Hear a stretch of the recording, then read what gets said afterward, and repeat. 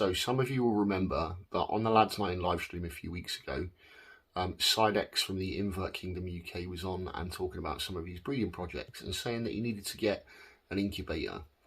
Now, as we all know, standard commercial incubators that you can buy aren't always fantastic. They're not super stable and they're not super accurate. So we're going to build him an incubator.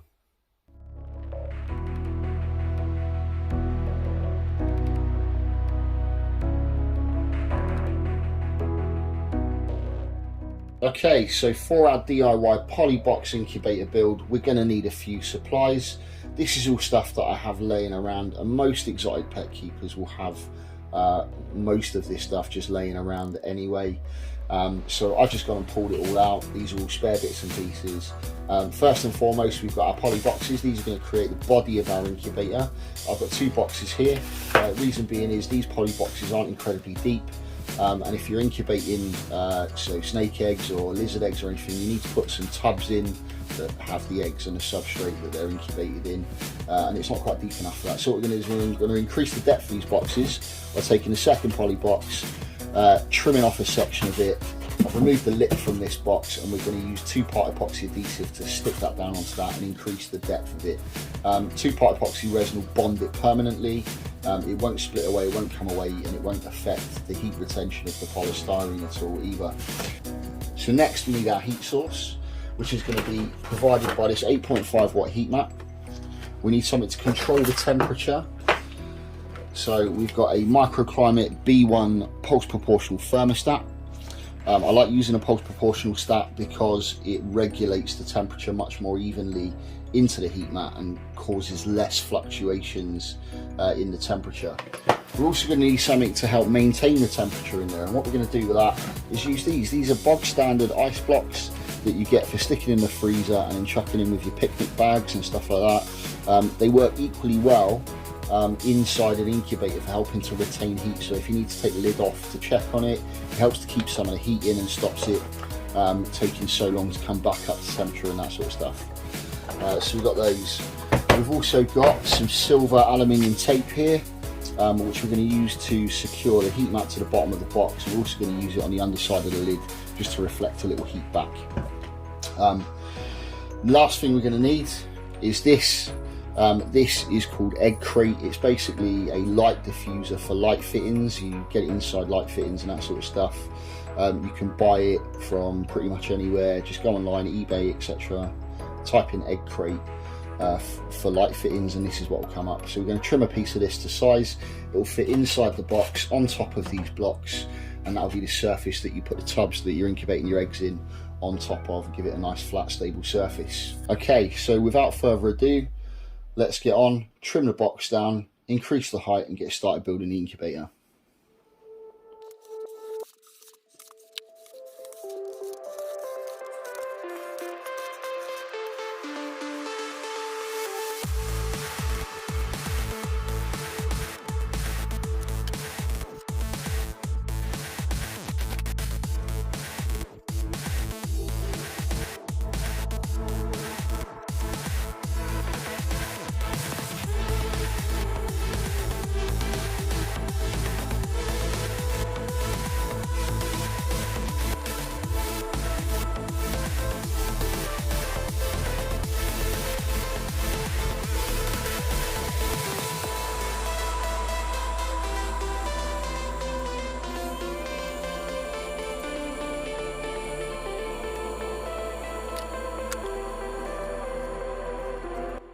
Okay, so we've left that overnight to cure. So as you can see now, that's significantly increased the depth of the box. You see the join around the outside. That's held now with 2-part epoxy adhesive. That's going nowhere. What we're going to do now is just reinforce that outside and inside with some of this aluminium insulating tape.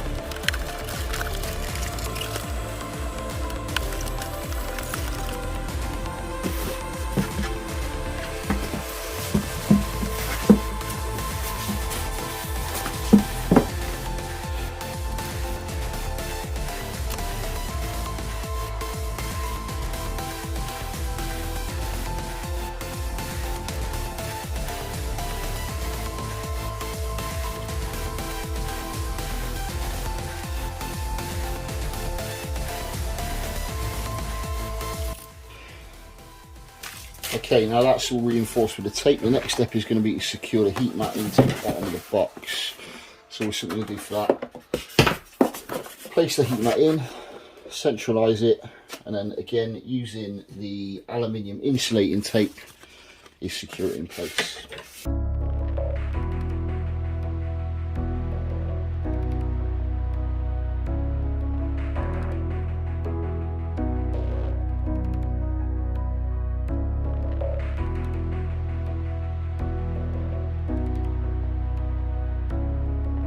There you go, that's fitted in place, and all we need to do now is make a hole to push the cable through. Okay, so now for the actual setup itself, obviously we've got our 2 holes there. So first thing we want to do is get our thermostat probe and poke that in through the hole that we made for that. So we know where our thermostat probe is going to sit. Next thing we want to do is get our ice blocks and position those. You can use a bit of blue tack or double-sided tape on these to secure them down if you want, but because I'm packaging this up and sending it out, I'm not going to do that right now. Simply place your ice blocks in, so evenly spaced. And then you mentioned, as I mentioned before, we've got the egg crate. This has now been cut to size, so it fits perfectly in here. And all we're going to do now is figure out where you want your thermostat probe to sit through. Place it through whichever hole it's going into, and then place your egg crate on top of those. Again, to stop it sliding about, wobbling about, obviously this cable will take this apart and poke it through in a second. And then all you do is, once you've got your thermostat probe in the place where you want it, identify where that is, use a little cable tie,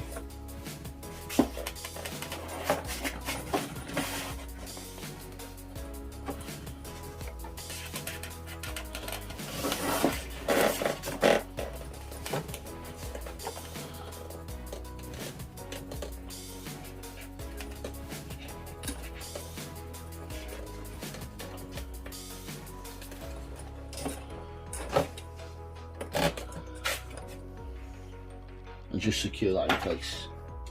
Trim off the excess, and there you go. That is your incubator set up and ready to go. It's got a nice firm surface. It's deep enough there, so you've got a good 4 inches, 4.5 inches there of depth. So you can get a decent sized tub in there. So it'd be fantastic for, you know, corn snake eggs, leopard gecko eggs, any small species of snake or lizard, and also for doing tarantula egg sacs. If you're worried about humidity in there, what you can do is just use a cricket tub, standard cricket tub, filled with wet sphagnum moss, just off to one side. You can leave that open and exposed, that's absolutely fine, and that will keep humidity at the right sort of level in there. But most people, when they're incubating eggs, have some form of incubation media, substrate, vermiculite, sphagnum moss, etc., which maintains humidity for them anyway. So yeah, you can have a fiddle with it. Last step to do with this is to get a thermometer, chuck the thermometer inside next to the probe, switch everything on and let it run out for a couple of hours, just to make sure it maintains a stable temperature.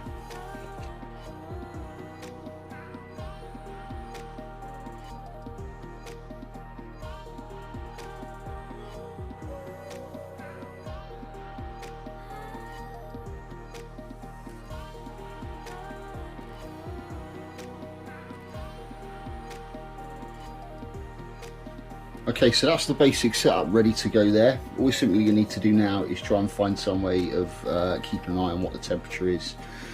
So what we've got here is, you can see there are 2 little slits cut in a box. The slits that are cut in the box here are to feed a thermometer and hygrometer through. With this one, I've just got a simple dual Exoterra digital thermometer and hygrometer, which will tell you both the temperature and humidity. So what we're going to do, again, exactly the same sketch with this. What you can do to make it a little bit more, you know, neat and tidy, is you can feed this through the gap that I've created up into one of those sections there. This one's not quite going to fit through. The ones with the smaller probes on them will do. But all you want to do is feed it in, work out exactly where it is that you want it to sit. So we'll sit it right next to the probe there, and then we're going to pop the lid on. So the lid's on. That's the thermometer and hygrometer there, and all we're going to do now is connect everything up, plug it all in. So you want to take the power cable for your thermostat and plug that into a power source. As you can see there, lights have both come on, that's saying it's heating. Next thing you want to do is get your heat mat cable and plug it into the receiver cable on your thermostat. Plug that in and let that run. You've got your microclimate key there. This is what you use to adjust the temperature. So it's currently set to, so that's 35. So let's turn it down. We'll set it to, so as you can see there, 19, 23, 27, 31. So jumping up in quite large increments. So let's go for, there we go. So if we go about there, that should be about 29 degrees. So we'll leave it 29 degrees, see how long it takes to get there, and make sure it maintains that. So the idea of having the thermometer with the thermostat is that thermostats are a good guide of what the temperature is, but a thermometer will give you a true reading of what the temperature is right next to the probe. Just keep an eye on that, see how long it takes to get up to temperature, and yeah, see how stable it is.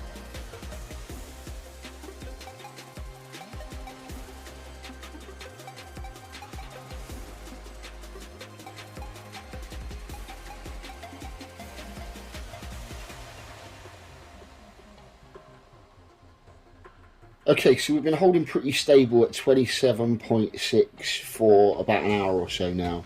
It took about half an hour to get up to temperature, and as you can see from the little time lapse there, temperature goes up very quickly but then does taper off before it then starts coming back up and stabilizes. And that's because obviously all the stuff that's inside there, those things we put in there to regulate the heat and retain the heat, they have to go through their process of thermal conduction and keep hold of all of the heat that's in the box, and it takes a little while to stabilise. But we're sat quite comfortably at 27.6. As I said before, thermostats aren't always massively accurate, that's why it's always double checking them with a separate thermometer. So I have a thermometer in the box. I've checked this with the laser thermometer as well, and it's fairly accurate. You will get fluctuations in this setup by 0.1, 0.2 degrees, but 0.1, 0.2 degrees aren't an issue. I always suggest with a setup like this that you set it up and let it run for about 24 hours at least before you use it. Gives you an opportunity to fine tune it, tweak the temperature settings on the thermostat and reach the temperature you wish to achieve. Okay, so I could have left it there, but I decided that it looked a little bit boring and we'd jazz it up a little bit. So what you can see now, this is the finished result. So we've painted it black, I've put a window in it, we've got the thermometer held onto the front by some little sticky Velcro. I've got a couple of my channel stickers on there.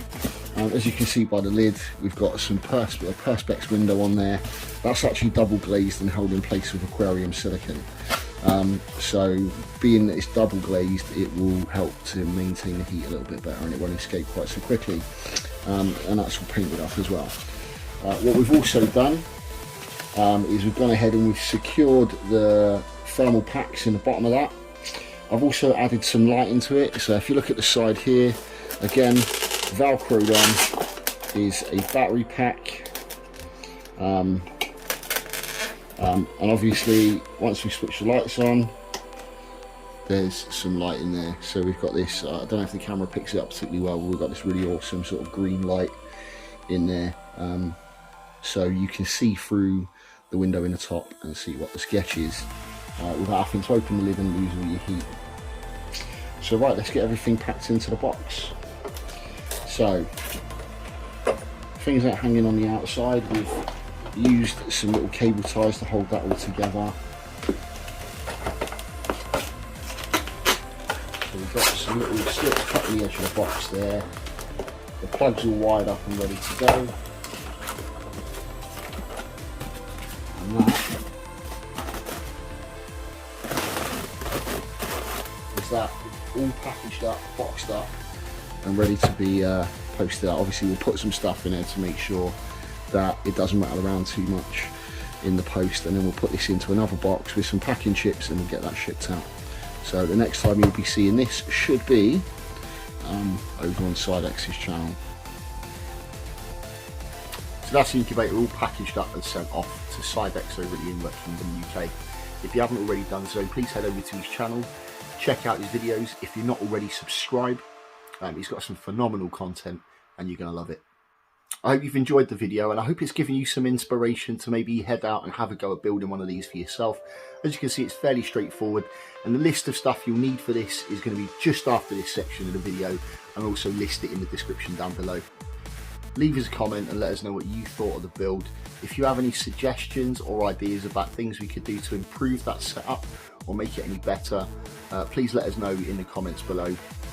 And if you know anyone that really is looking to build an incubator or get started on an incubator because they're just getting into breeding reptiles, feel free to share this video.